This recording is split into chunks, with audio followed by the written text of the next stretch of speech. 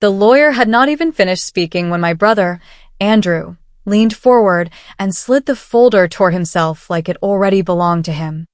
He didn't even look at me as he flipped through the thick stack of papers. "That is everything then," he said. His voice was flat and cold. I sat perfectly still, my hands folded in my lap, watching his fingers trail over the ink. My name was not on a single page. Not the house where we grew up, not the sprawling acres of land, and not the small cabin by the lake that Dad had promised me since I was a little girl. My throat tightened until it felt like I was swallowing glass, but I didn't let a single tear fall. I refused to give him that satisfaction. Not yet. I just stared at the messy signature at the bottom of the last page. Something about the way the sentences were grouped together felt strange to me. I had spent years reading Dad's business files, and the wording on these specific documents felt off. It was too simple, almost too easy for Andrew to claim everything. I forced myself to breathe slowly. I needed to keep my head clear because I knew my brother, and I knew he never played fair. No one in the room questioned what was happening. My Aunt Martha just nodded slowly, her eyes fixed on the floor. My cousins stayed silent, avoiding my gaze entirely. Even the lawyer, a man who had known our family for 20 years, didn't look surprised as he handed Andrew the heavy gold pen. It felt like a play where everyone knew their lines except for me. Andrew smirked as he signed his name with a flourish, a look of triumph crossing his face that made my stomach turn. He acted like this was something he had earned, something that was long overdue. I forced a small, tight smile to stay on my face, even though my fingernails were digging deep into my palms under the table. The pain helped me stay focused. I wondered how they could all sit there and act like I didn't exist. It was as if my 25 years of being a daughter had been erased with a few drops of black ink. Why did it feel like I was the only person in the room who had not seen this betrayal coming? I felt like a stranger in my own family, watching my inheritance vanish into my brother's greedy hands. Andrew finally looked at me, but there was no love in his eyes. He leaned back in the expensive leather chair, crossing his arms over his chest. "You moved away, Caroline," he said, his voice dripping with fake pity. "You made your choices. You went to the city while I stayed here and looked after things." I almost laughed out loud at the lie. I had moved away for a job, yes, but I was the one who handled all of Dad's medical paperwork from my laptop every night. I was the one who called the doctors, coordinated the nurses, and paid the utility bills from my own savings when Andrew forgot. I had handled every crisis from 300 miles away, while Andrew was out spending his allowance at the local bars. But I didn't defend myself. I didn't remind him of the late-night hospital calls or the bills I had quietly covered. I knew that arguing now would just be playing his game. I needed to be the quiet one. I needed to understand the rules of this new, cruel game he had started before I made my next move. Silence was my only weapon. My name is Caroline Hayes, and I have spent my entire life cleaning up after my brother's messes. When we were kids, I was the one who hid his broken toys and took the blame for the mud on the carpet. As we got older, I was the one who tutored him so he wouldn't fail his classes. He always took the credit, and I always let him, because I thought that's what family did. I thought our bond was stronger than money or land. This betrayal wasn't exactly new, but it felt much more permanent than a broken toy or a failed test. It felt like he was trying to delete me from the family history entirely. He wanted the world to think he was the loyal son, and I was the wandering stranger. This felt final, like a door being slammed and locked in my face. However, as I looked at the smug expression on his face, a tiny spark of hope flickered in my chest. Andrew was arrogant, and arrogant people always make mistakes. They think they are too smart to be caught. I just had to wait for the moment he tripped over his own ego. I thought about the cabin by the lake. Dad had promised it to me the summer I turned 12, while we were sitting on the old wooden pier watching the sunset. He told me it was mine, no matter what happened in the future. He said it was a place where I could always find peace. So, why wasn't it in the papers today? That cabin was the only thing I truly wanted. It wasn't about the money or the value of the timber on the land. It was about the memories of Dad teaching me how to fish and the way the pine trees smelled after a rainstorm. Andrew didn't even like the cabin. He called it a dusty shack. He only wanted it because he knew I loved it. That was his way. If I valued something, he had to take it just to prove he could. I remembered the way Dad's eyes crinkled when he made that promise. He wasn't a man who broke his word. If he said it was mine, he would have made sure it stayed mine. That thought kept circling in my mind like a bird looking for a place to land. There had to be something Andrew missed. The meeting ended, and Andrew didn't even offer me a ride back to the house. He just tucked the folder under his arm and walked out with the lawyer, talking about renovations and market value. I walked out into the cold afternoon air, feeling smaller than I ever had before.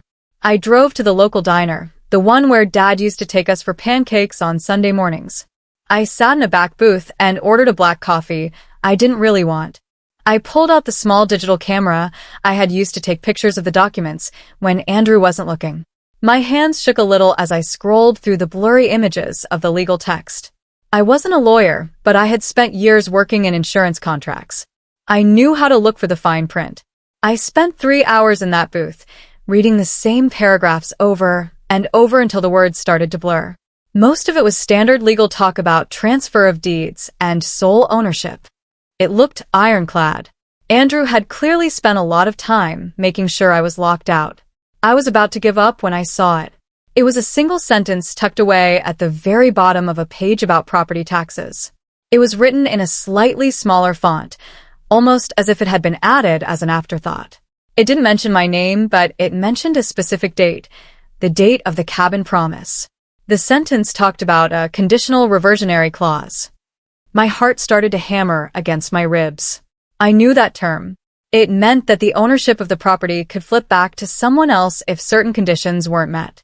I zoomed in as much as I could on the tiny screen. The clause stated that any transfer of the primary estate was subject to the maintenance of original intent, as outlined in a separate, sealed document. Andrew must have seen the words property taxes at the top of the page and skipped the rest. He was always too impatient to read the boring parts. He wanted the prize, not the process. I realized then that Dad had left me a map, but I had to be the one to find the destination. I went back to the old house that evening. Andrew had already changed the locks, but he had forgotten about the loose window in the basement. I felt like a thief in my own home as I crawled through the dark, cool space. I made my way up to Dad's study. The room still smelled like his pipe tobacco and old paper. Andrew had already started clearing things out, tossing Dad's life into cardboard boxes like it was trash. It made me sick to see it. I searched through the desk, looking for the sealed document mentioned in the clause. I checked every drawer and every hidden compartment I knew about. Nothing. I sat on the floor, feeling the weight of the silence in the house. Then I looked up at the wall. There was an old framed map of the county that Dad had cherished. I remembered him pointing to the lake one day and saying, "The truth is always where the water meets the woods, Caroline." I stood up and took the frame off the wall. Taped to the back was a thick, cream-colored envelope. I didn't open the envelope in the house. I didn't want Andrew to catch me. I drove out to the lake, parking my car in the shadows of the tall pines. By the light of the interior car lamp, I broke the wax seal. Inside was a handwritten letter from Dad and a legal addendum. The letter was short. He told me he knew Andrew would try to take everything. He knew my brother's greed better than anyone. He wrote that he had set a trap, a test of character. The addendum explained that the entire estate, including the house and the business, was actually held in a probationary trust. Andrew had been given the signature of management, which looked like ownership, but it wasn't. The condition was simple. If the manager attempted to sell, renovate, or alter the legacy assets without the written consent of the named beneficiary, me, the ownership would immediately and irrevocably transfer to me. Andrew's signature on the papers today wasn't a victory. It was him stepping into a cage. He just hadn't felt the bars close around him yet. The next morning, I didn't call a lawyer. I didn't confront Andrew. Instead, I went to see him at the main house. I found him in the kitchen, drinking expensive coffee and looking at brochures for new sports cars. He looked up, annoyed that I was there. "I thought I told you to clear your stuff out by Friday, Caroline," he said without a greeting. I forced myself to look sad and defeated. I let my shoulders slump. "I know, Andrew," I said softly. I just wanted to ask for one thing. Can I have the old fishing gear from the cabin? It's not worth anything, but it means a lot to me. Andrew chuckled, a mean sound that made me want to slap him. Sure, take the junk. I'm planning on tearing that old shack down anyway. I've already contacted a developer to put a modern lodge there. It's a waste of prime real estate. I felt a jolt of electricity go through me. He was already planning to alter the asset. He was doing exactly what Dad predicted. You're going to tear it down? I asked, making sure my voice sounded shaky. Andrew nodded, looking pleased with himself. Sold the timber rights this morning, too. They start cutting next week. It's all about the cash flow now, sister. You should have stayed and learned the business instead of running off to play in the city. I looked down so he wouldn't see the fire in my eyes. I understand, I whispered. I'll go get the gear today. As I turned to leave, he called out, and don't think about taking anything else. I have the locks changed and cameras coming tomorrow. I didn't answer him. I just walked out to my car. He had already signed the timber contract. That was an alteration of legacy assets. He had already violated the terms of the trust, and he didn't even know the trust existed. He thought he was the king of the mountain, but the mountain was made of sand, and the tide was coming in fast. I spent the next few days acting like the perfect, broken sister. I moved the last of my things into a small rental apartment in town. I saw Andrew around town, driving Dad's old truck like he owned the streets. He was telling everyone at the diner about his big plans to modernize the Hayes estate. He was bragging about the money he was going to make.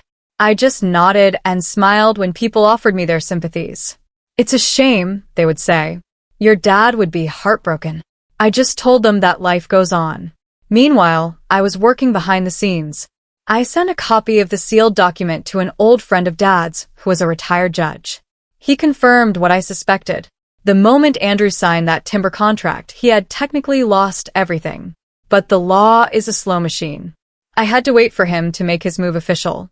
I needed the paper trail to be perfect. I needed him to be so deep in his greed that there was no way out. The timber company arrived on Tuesday. I watched from the edge of the woods as the heavy machinery rolled onto the property. They started marking the old oaks and pines, the ones Dad had protected for decades. It hurt to see them marked with that bright orange paint, but I knew it was the only way to stop Andrew for good. Andrew was there, wearing a new leather jacket, pointing and giving orders like he was a general. He looked so proud of himself. He was destroying our father's legacy for a paycheck, and he was doing it with a smile. I took photos of every single tree they marked. I took photos of the contract Andrew held in his hand as he laughed with the foreman. I was building a mountain of evidence. Every tree they cut was another nail in the coffin of his ownership. I felt a strange sense of calm. The more he took, the more he was actually giving back to me. He just didn't realize that every tree falling was a bell tolling for his downfall. By Wednesday, the first of the great oaks fell. The sound echoed across the lake, a deep thud that felt like a heartbeat stopping. I didn't cry. I sat on the porch of the cabin, the shack Andrew hated so much, and I wrote everything down. I documented the time, the date, and the specific damage being done to the land. Andrew saw me sitting there and drove his truck up the dirt path, kicking up a cloud of dust. He hopped out, looking annoyed. I told you to stay away from here, Caroline. This is a construction zone now. It's dangerous. I looked at him, really looked at him, and saw the stranger he had become. I'm just saying goodbye to the trees, Andrew, I said. He rolled his eyes. They're just wood. Get over it. And stay off the property. I'm putting up no trespassing signs this afternoon. If I see you here again, I'll call the sheriff. I mean it. I stood up and brushed the dust off my jeans. I'll leave, I said. But you should really read those papers again, Andrew. The ones from the lawyer. Andrew laughed, a loud, barking sound. I read them, Caroline. I have sole management and ownership rights. It's in black and white. You're just bitter because you got nothing. Dad finally realized who the real man in the family was. He stepped closer, trying to intimidate me. Go back to your little apartment and your little job. Leave the big business to me. I didn't flinch. I just looked at him with pity. Dad knew exactly who you were, Andrew. That's why he wrote the will the way he did. Andrew's face twisted in anger. Get out. Now. I walked to my car, without another word. I had given him his last warning. He had ignored it, just like he ignored everything that didn't serve his ego. As I drove away, I saw him waving the timber crew forward, urging them to work faster. He wanted the money before the weekend. He was in such a hurry to win that he was sprinting toward a cliff. I reached out to the lawyer's office and requested a formal asset review for the following Monday. The trap was set. The weekend was long and quiet. I stayed in my apartment, watching the rain hit the windows. I thought about Dad. I wondered if he was disappointed that it had come to this. But then I remembered the way he used to talk about justice. He used to say that a man who doesn't respect the land doesn't deserve to own it. He knew Andrew would never respect the legacy. He knew Andrew would see the estate as a piggy bank instead of a home. I wasn't just fighting for myself. I was fighting for Dad's vision. I spent the time organizing my files. I had the photos, the witness statements from the neighbors, and the copy of the timber contract I had managed to get from a sympathetic clerk in town. I was ready. On Sunday night, I barely slept. I kept seeing the orange paint on the trees and Andrew's smug face. I knew that by this time tomorrow, everything would be different. The signature of management was about to be revoked, and the truth was about to come out. Monday morning arrived with a gray, heavy sky. I dressed in my best suit, the one I used for important board meetings. I wanted to look like the professional I was. I met the lawyer and Andrew at the same office where this all began. Andrew looked bored. He was checking his watch and tapping his foot. What is this about, Caroline? I have a meeting with a developer at noon. I don't have time for your drama. The lawyer looked uncomfortable. He cleared his throat and opened a new folder. Actually, Andrew, this meeting was called because of an automatic trigger in the trust documents. Andrew frowned. Trust documents? What are you talking about? It was a straight inheritance. The lawyer shook his head slowly. No, Andrew. It was a probationary trust. And it appears you have violated the primary condition. Andrew's face went pale. What condition? He looked from the lawyer to me, his eyes darting back and forth like a trapped animal. I didn't say a word. I just sat there, waiting for the realization to hit him. The lawyer slid a document across the table. It was the maintenance of original intent clause I had found. You signed a contract to sell the timber rights and plan to demolish the lake cabin, the lawyer said. Both of these are defined as unauthorized alterations of legacy assets under Section 4C. Andrew grabbed the paper, his hands shaking. This is crazy. I own the place. I can do what I want. The lawyer pointed to the bottom of the page. You have management rights, Andrew. But those rights are conditional. By attempting to liquidate the assets without Caroline's consent, you have triggered the reversionary clause. Andrew started to scream, calling me every name he could think of. He slammed his fist on the table, but the lawyer didn't blink. The ownership has already transferred, Andrew. As of 8 a.m. this morning, Caroline Hayes is the sole owner of the Hayes estate. Your signature is no longer valid on any contracts, including the one with the timber company. Andrew slumped back in his chair, looking like he had been struck by lightning. The silence in the room was deafening. Andrew tried to fight it, of course. He hired an expensive lawyer from the city and tried to claim that Dad wasn't in his right mind when he wrote the trust. But I was ready for that. I produced the medical records showing Dad was perfectly sharp until the very end. I produced the video Dad had recorded with his doctor, explaining exactly why he was setting up the trust this way. He said on camera, I love both my children, but I know their hearts. One builds and one burns. This trust is to ensure the fire doesn't destroy what I built. Seeing Dad's face on the screen in that cold office made me cry for the first time. It was like he was there with me, holding my hand. Andrew watched the video in silence, his face turning a sickly shade of gray. He knew then that he couldn't win. He had been outplayed by a man who had been dead for 6 months. He had lost the house, the land, and the money he had already started to spend. The enforcement hit all at once. The bank froze the estate accounts that Andrew had been using as his personal fund. The timber company was served with a cease and desist order, and they were furious at Andrew for signing a contract he didn't have the right to sign. They threatened to sue him for damages. The developer he had been talking to disappeared the moment they heard about the legal trouble. Andrew stormed into the lawyer's office a week later, looking haggard and desperate. "What is this?" he screamed, waving a freeze notice. "I can't even pay my credit card bill."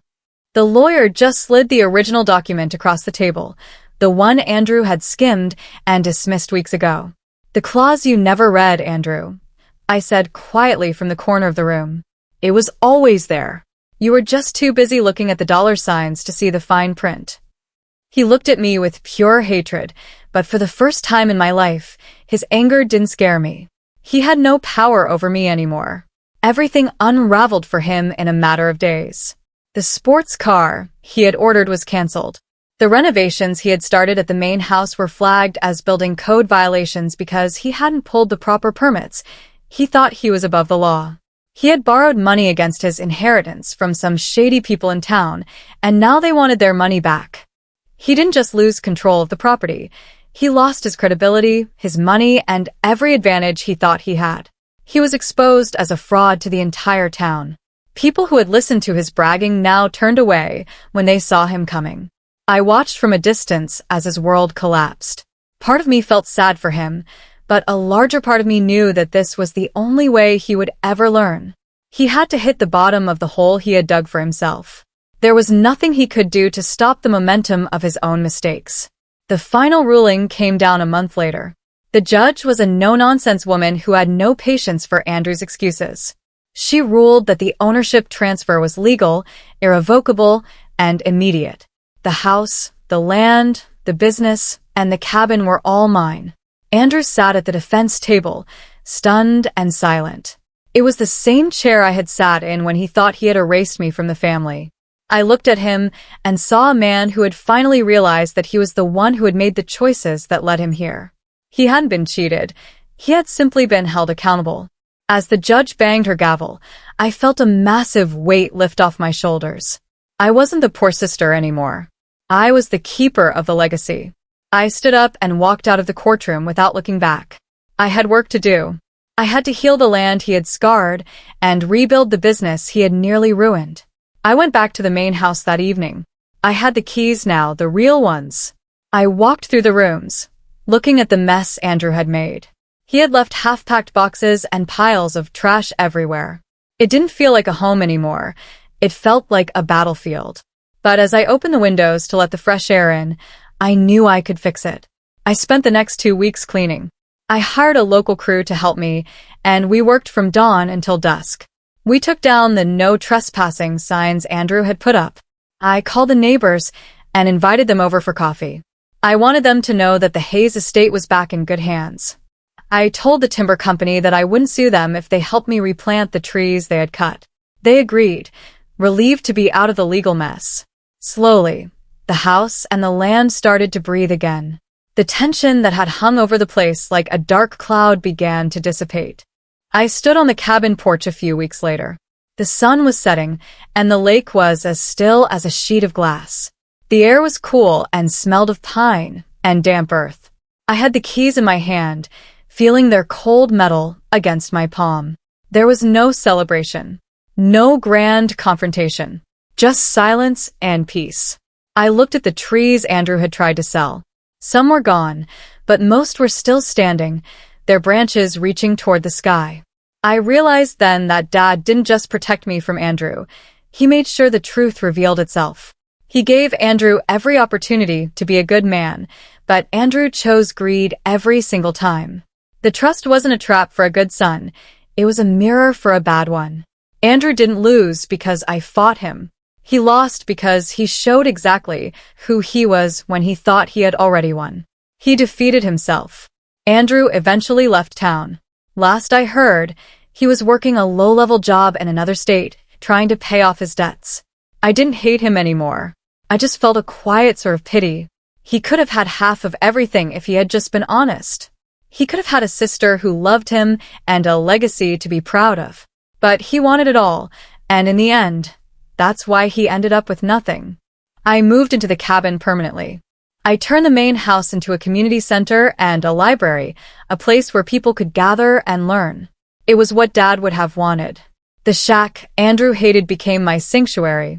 I painted the walls, fixed the roof, and put a comfortable chair on the porch where I could watch the water. My life wasn't what I had planned, but it was exactly where I needed to be. I was Caroline Hayes, and I was finally home. I learned something valuable through all of this. I learned that you should never let someone else decide your worth, especially when they have never taken the time to understand it. Andrew thought I was weak because I was quiet. He thought I was powerless because I was kind. He never realized that my strength came from the same place as Dad's, from a deep sense of loyalty and a refusal to give up on what is right. I didn't just get my inheritance back. I got my voice back. I learned to trust my instincts and to look for the fine print in every situation.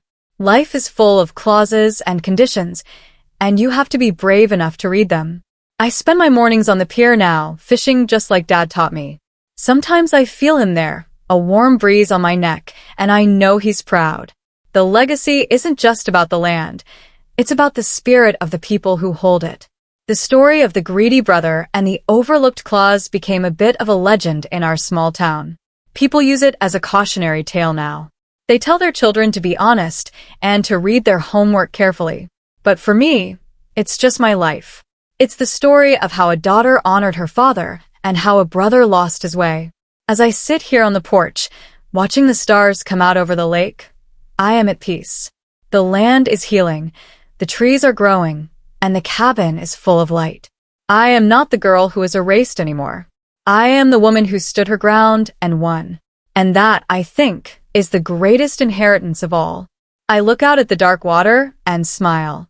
The truth is always where the water meets the woods. Dad was right about that, and he was right about me.